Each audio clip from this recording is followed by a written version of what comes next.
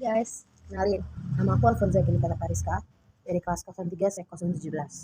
Video kali ini aku buat untuk memenuhi persyaratan mengikuti perkuliahan mata kuliah perekonomian Indonesia.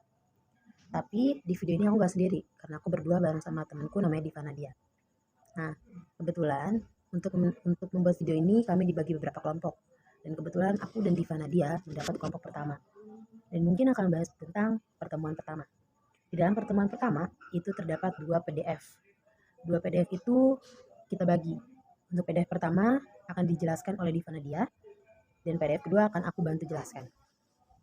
Di pertemuan kali ini aku akan membahas tentang PDF kedua yang membahas tentang kondisi perekonomian Indonesia saat di masa transisi reformasi, yaitu pada tahun 1997 sampai 1999. Yang terjadi pada saat kondisi ini adalah krisis keuangan Indonesia yang sedang tidak stabil, di mana Indonesia, yaitu mata uangnya rupiah, mengalami keturunan menurun sehingga keuangan Indonesia tidak stabil. Kedua, adanya pencabutan izin usaha dari 16 bank yang diduga tidak sehat. Lalu, adanya pengeluaran pemerintah yang dikeluarkan, dan itu membuat pengurangan, dan itu membuat keuangan Indonesia semakin tidak stabil. Lalu, krisis ekonomi Indonesia pun terjadi pada tahun 1998, yaitu krisis politik. Krisis politik ini akhirnya menimbulkan gerakan mahasiswa untuk mendesak presiden kita, yaitu Soeharto, untuk mengundurkan dirinya, yang kemudian digantikan oleh Bapak Presiden B.J. Habibie. Dan ini tidak ada perubahan sama sekali. Awalnya mungkin dilakukan pemilihan presiden baru untuk melakukan perubahan terhadap penurunannya mata uang kita. Terima kasih. Pertumbuhan ekonomi adalah peningkatan output masyarakat yang disebabkan oleh semakin banyaknya jumlah faktor produksi yang digunakan dalam proses produksi. Perkembangan ekonomi adalah kenaikan output yang disebabkan oleh inovasi yang dilakukan oleh entrepreneur. Strategi pembangunan berwawasan Nusantara. Wawasan adalah pandangan hidup suatu bangsa yang dibentuk oleh kondisi lingkungannya. Kondisi lingkungan hidup bangsa Indonesia adalah pulau atau kepulauan yang terletak di antara Samudra Pasifik dan Atlantik, di antara benua Australia dan Asia. Pembangunan berwawasan Nusantara sebenarnya tidak lain adalah penggunaan yang berwawasan ruang.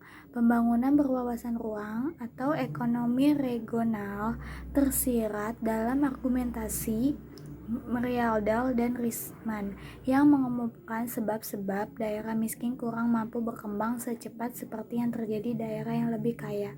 Dilihat dari dimensi ekonomi regional, Indonesia menghadapi dilema dualisme teknologis, yaitu perbedaan dan ketimpangan mengenai pola dan laju pertumbuhan di antara berbagai kawasan dalam batas wilayah satu negara.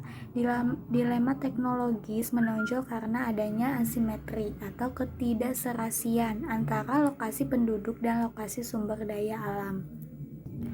Orde Lama menganut sistem ekonomi tertutup, berorientasi sosialis pada rezim Soekarno. Orde Lama dibagi menjadi 2 masa, yaitu masa demokrasi liberal pada tahun 1945 sampai dengan 1959. Masalah yang dihadapi di tahun 1945 sampai 1950 yaitu rusaknya prasarana, blokade laut oleh Belanda, agresi Belanda. Di masyarakat masih beredar mata uang rupiah Jepang sebanyak 4 miliar.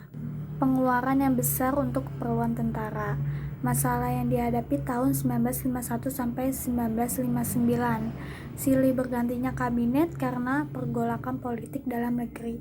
Definisi APBN yang terus meningkat, tingkat produksi yang merosot, jumlah uang beredar meningkat, ketegangan dengan Belanda akibat masalah Irian Barat, kondisi politik yang tidak stabil, pemberontakan di sejumlah daerah, defisit saldo neraca pembayaran dan defisit APBN. Kegiatan produksi di sektor pertanian dan manufaktur sangat rendah. Kebijakan manajemen eko-makro yang tidak baik. Nasionalisasi perusahaan asing Belanda memperburuk keadaan.